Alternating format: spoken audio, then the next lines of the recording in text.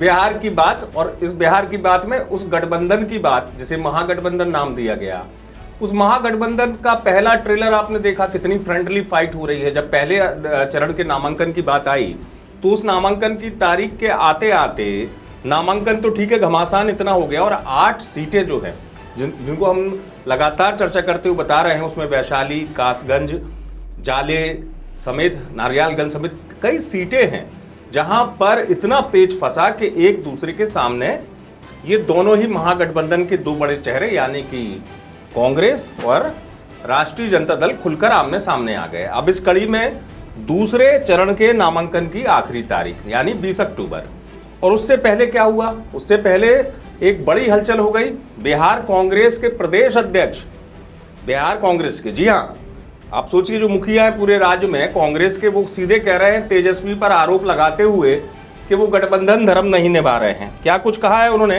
ये भी मैं आपको बता दूं, इससे समझ में आएगा कि गठबंधन कितने हिचकोले खा रहा है और क्या स्थितियां बन रही हैं। क्योंकि जब सोचिए बिहार के प्रदेश कांग्रेस के अध्यक्ष ये कह देते हैं कि तेजस्वी अपना रुख बदल रहे हैं, गठबंधन को तोड़फोड़ करने का आरोप लगा रहे हैं। ये आरोप लगाए राजेश राम ने, जो बिहार कांग्रेस के प्रदेश अध्यक्ष हैं।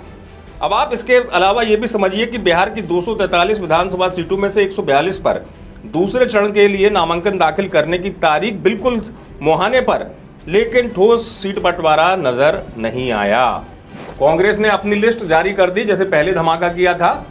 आरजेडी से कोई कोऑर्डिनेशन नहीं, कोई फर्क नहीं, और ना ही साथ साथ ये इस बात की सहमति कि कौन कहां लड़ेगा।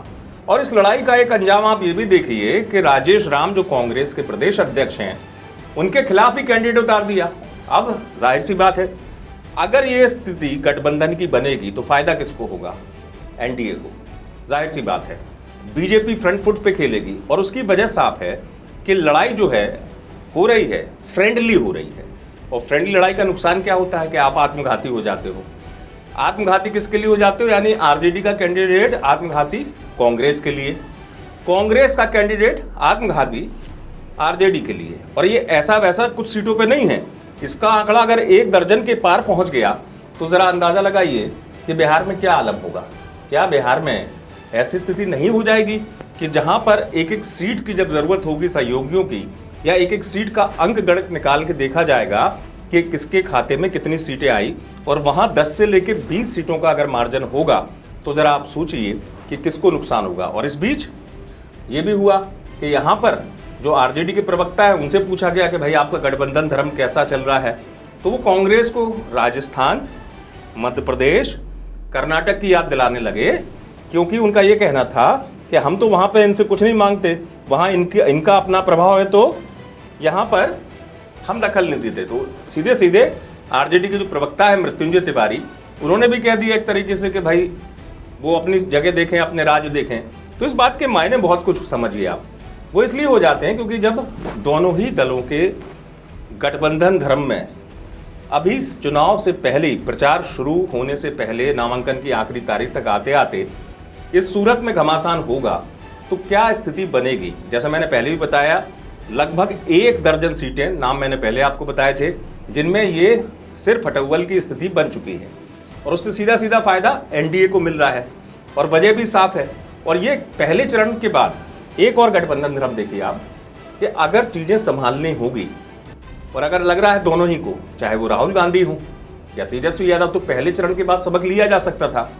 यहाँ दूसरे चरण के नामांकन की आखिरी तारीख आ गई निकट, उसके बावजूद कुछ बदला नहीं। जितना ज़्यादा घमासान था, ये कह दें कि वो खुल के आने लगा सामने। पहले तो ये था कि नहीं ये तो होता है, सबकी ख्वाहिशें होती हैं।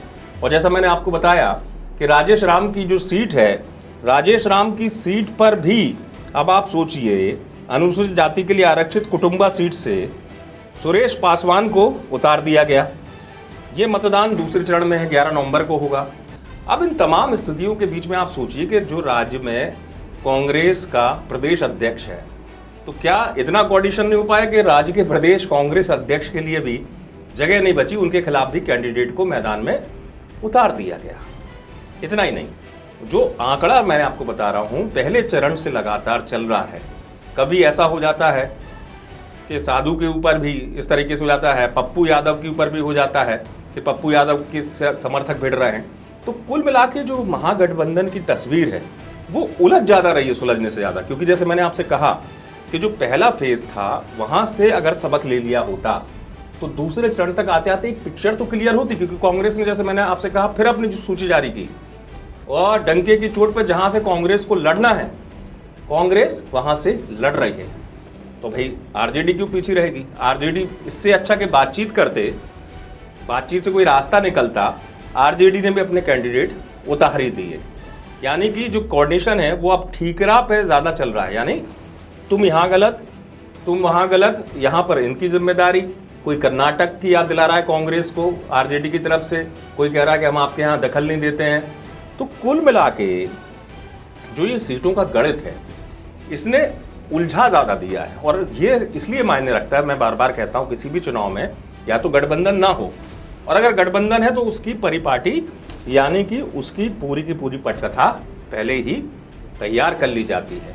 उसकी वजह ये होती है कि उससे क्लियरिटी होती है कि कौन कहाँ से चुनाव लड़ेगा, और अगर आपको हराना है तो उसके लिए आपकी आपस की सहमति होना ज़रूरी होती है। लेकिन जैसे मैं आपसे कह रहा हूँ कि सीधा सीधा फ़ायदा एनडीए को और उसमें भी बीजेपी को। कई सीटें ऐसी हैं जहाँ इसी गणित की वजह से बीजेपी को गेन हो सकता है, ऐसा जानकार कहते हैं। बीजेपी फायदे में जा सकती है, क्योंकि साफ बात है कि जहां पर बीजेपी के सामने एक सिंगल कैंडिडेट होता महागठबंधन का, वहां पर एक चुनौती बन जाती।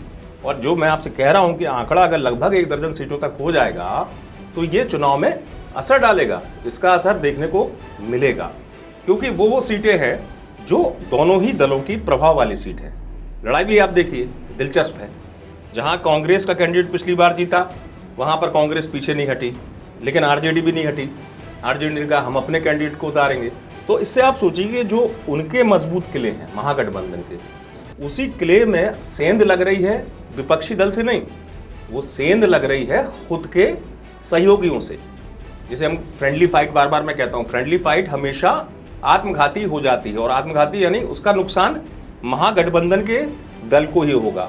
झारखंड मुक्ति मोर्चा अलग राह पकड़ चुका है, यानी सहयोगी दल जो हैं जितने भी हैं उसमें ये क्लियरिटी नहीं हो पाई अब तक भी। मैंने क्यों कहा आपसे कि दूसरे चरण की आखिरी तारीख का नामांकन की बिल्कुल समय निकट, और उसके बावजूद भी अगर तस्वीर साफ नहीं है, उलझ रहे हैं, तो आप सोचिए कि आगे जाते जाते, क्योंकि अभी से ब्लेम गेम शुरू हो गया है, आरोप प्रत्यारोप जिसे हम कहते हैं। जब कांग्रेस के प्रदेश अध्यक्ष सीधे तेजस्वी को निशाने पर लेने लगे तो इसके मायने क्या होंगे?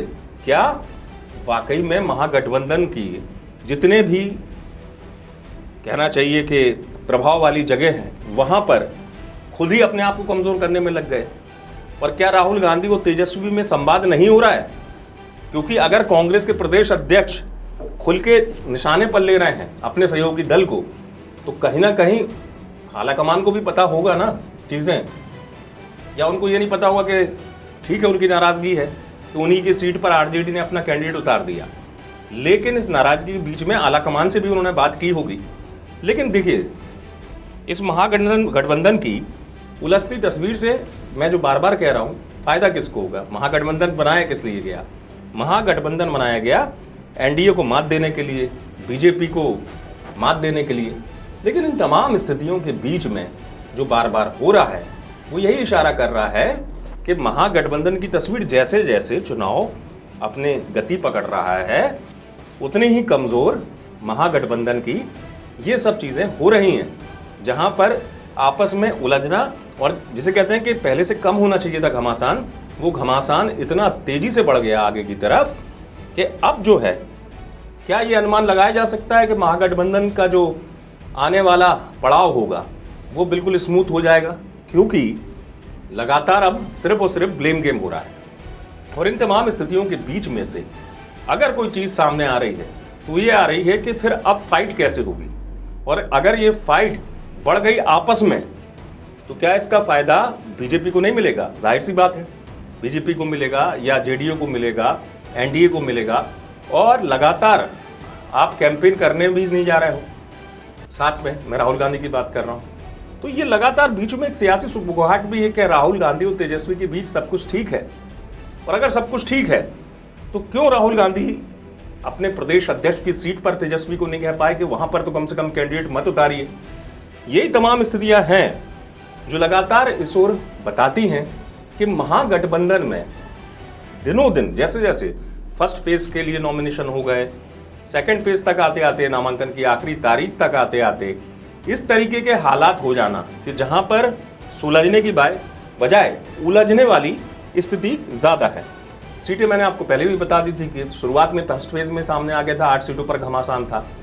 अब ऐसी स्थिति में जहां पर कैंडिडेट आमने सामने होंगे और सेकंड फेज तक आते आते अगर इस तरीके के हालात बनेंगे तो जरा आप खुद अंदाजा लगाइए कि जो स्थिति बनेगी कोalition की, जिसे कहते हैं महागठबंधन की, वो किस ओर जाएगी।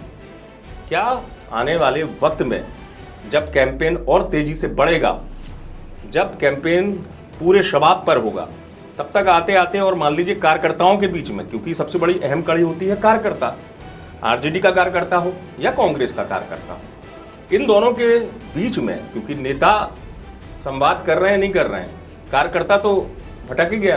कार्यकर्ता को तो यही नहीं पता है कि भाई अब सहयोगी हैं, कैसे काम करना है, इनके लिए काम करना है, अपना दल का कैंडिडेट मतलब इनकी अपनी पार्टी के कैंडिडेट खड़े हैं। तो कुल मिलाकर ये लड़ाई दिलचस्प हो चुकी है और ये लड़ाई दिलचस्प चुनावी परिणाम से पहले इस मामले में हो चुकी है कि जहां पर महागठबंधन की तस्वीर जो है वो आपस में उलझती हुई ज्यादा नजर आ रही है। अब देखने वाली बात ये होगी कि क्या महागठबंधन इस तरीके से अगर आगे बढ़ेगा तो उसका असर चुनावी रिजल्ट पर पड़ेगा और कितनी सीटों पर पड़ेगा अगर इस तरीके की स्थिति बन गई। और जब सोचिए खुल के बड़े बड़े नेता इस तरीके की बात कर रहे हैं, ये देखना होगा। लेकिन आप देखते रहें वीके न्यूज़। और वीडियो आपको कैसा लगा, आपकी क्या राय है, आप क्या मानते हैं कि महागठबंधन अगर आपस में लड़ेगा तो क्या उसका परिणाम अगर मान लीजिए 10 से 15 सीटें भी हो तो नहीं पड़ेगा? ये जरूर कमेंट में लिखिएगा। देखते रहिए वीके न्यूज़। नमस्कार। वीके न्यूज़, राष्ट्र के नाम।